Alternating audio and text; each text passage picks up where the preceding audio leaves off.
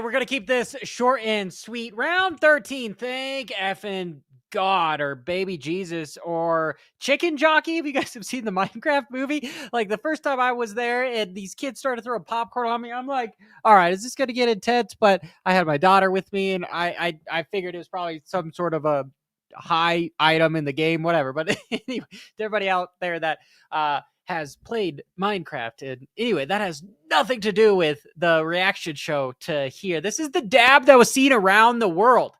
This is round 13, and there was no mud. I mean, there was mud, and we saw Deegan slap himself into a shower, which is kind of like what AP did, which is why we missed the entire last lap of Webb that was on fire before his bike blew up last weekend. And I digress. I'm glad it wasn't, because it makes for some interesting racing when we don't have just a sheer mud bath. But honestly, I really like how the tracks develop when they're watered heavy and there is a little bit of mud. That dirt looked like chocolate pie. Looked like the Ben and Jerry's that I go to every night at the end of the night when you just want your worries to go away.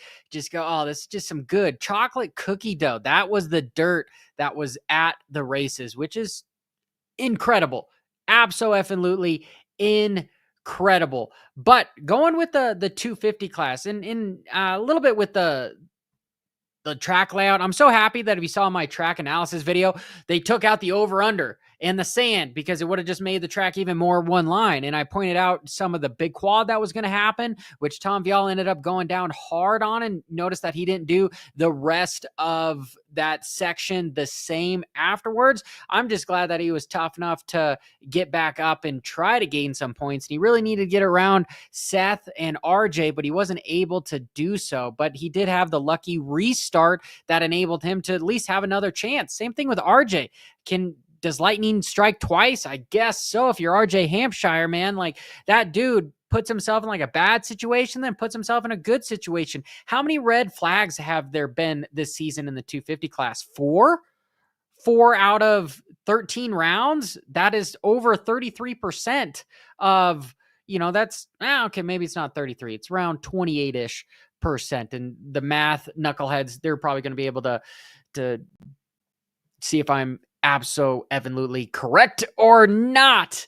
But I'm a little bit like, there's a lot of restarts happening, which is unfortunate. And it ended up working out good for Deegan as well. But there's a huge dynamic going on that if Deegan doesn't move to the 450 class, I don't know if Cole Davies, I said this in my last not track analysis video, but just breakdown video, that there is a different dynamic between these guys. Like when you're seen as a mentor, it's one thing, but then once you're seen as a competitor, it's difficult.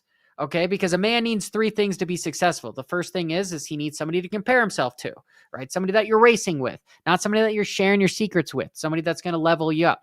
Number 2, somebody that you teach. You're the mentor, right? And then number 3, somebody that's better than you, a mentor. And for a while, Cole was using Deegan as the mentor, but now he's that competitor. So there's a different dynamic here. And if you notice how Cole was able to come through the pack and go basically from 5th-ish and into 1st, clean.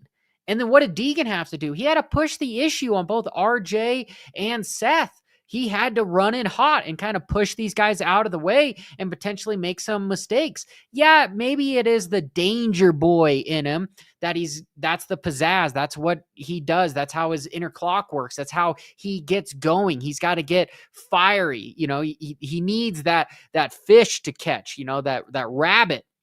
But Cole, just smooth, Kevin Windham type style, but incredibly fast, is able to just ride around. His whoop technique is unlike any other I've ever seen. And for this kid having his first season, there's a shift of power going on the West Coast. And I'm more excited about the West Coast than I am the East Coast, even though the East Coast has like 3 people for the championship battle. This is basically Cole Davies versus Deegan. Deegan has a little bit of a lead, but he's could potentially be losing it fast with the momentum that this little kid has. And everybody likes him. He doesn't say anything bad. He's funny, and his riding speaks for himself. Deegan, the off-track antics speak for themselves, and the on-track antics speak for himself. He's usually the guy that busts out stuff first, but Davies isn't far behind it, and arguably he can almost do it a little bit better, I would say, at least as more efficient, right? If I'm looking at both the riders, the efficiency is with Davies, not Deegan. But Deegan is still incredibly fast, and Deegan was trying his ass off to try to catch back up to Davies, and he was. He absolutely was. Like, if there was a couple more laps, it could have gotten interesting. And I wish there was more laps because of that. That was a incredible race. And I do like how there was no over-under. I don't think over-under should be in Supercross because they just make for one line. You never see guys pass really an over-under. You might see him do it and crash their butts off. Who knows? But as far as the 450 guys go, there's also a dynamic happening between AP and Sexton.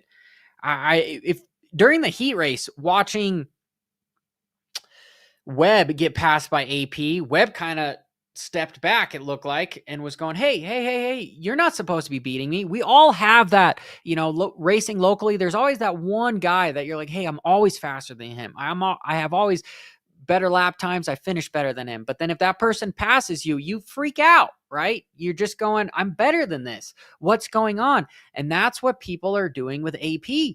They don't think AP should be in front of him, but he is. And he's incredibly good in the mud.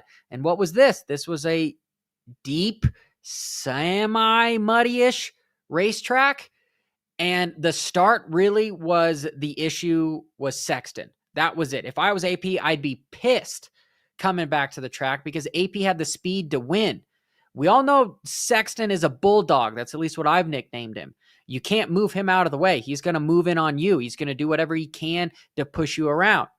And that's exactly what he did to AP. He came from outside and just moved over. All you guys just have to stop. And what did AP do? He had nowhere to go. He just was straight T-bone right into this other factory KTM, as opposed to holding back and going around the first corner, third or so. Sexton's like, nope, I'm going to cut everybody off. And that's just his mindset, okay? That's what he needs to win this championship. That's how he runs. That's what he runs on. Is he runs on like, I just have to make sure that everybody get out of my way, okay? And AP just put his bike and just kind of rode and fell down. And for him to be one of the only factory guys that didn't get lapped, finishing, was it 8th? But he should have been on the podium. He should have at least been 3rd. Kenny rode hard, and Kenny always puts himself in an amazing position. Okay, if you want to argue who's got the better racecraft, Webb takes the cake. However, Kenny's not far behind, but he just has a little bit more mistakes here and there. And at one point, Kenny was faster than Webb, and maybe he will be faster than Webb if he gets that Ducati ride or a different ride from KTM. But he likes what he's doing. He likes how things are rotating around. He likes his own semi away from the other Twisted T one because he's got the big progressive thing. He's the only bike underneath that whole entire rig. So that's a different dynamic. And with Kenny being injured, like all these guys are riding injured. At some point, they've got some sort of a ailment. Either they're sick, Epstein-Barr, or they've got a broken hand or something bruised, torn MCL, whatever. All these guys at this point are injured to a certain level because you don't get through 13 rounds of Supercross riding at 120% and not hit the ground once or twice. But the dynamic between the 250 class in the Yamaha between Cole Davies and Deegan is heating up further than what's going on underneath the KTM rig. And now AP is staying there. He's the staying power with KTM, where you have Sexton leaving to Kawasaki. We all know that it's pretty much set in stone.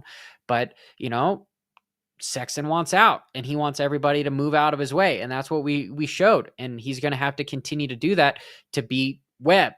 And I did say that Sexton was going to win this race, and that's what he did.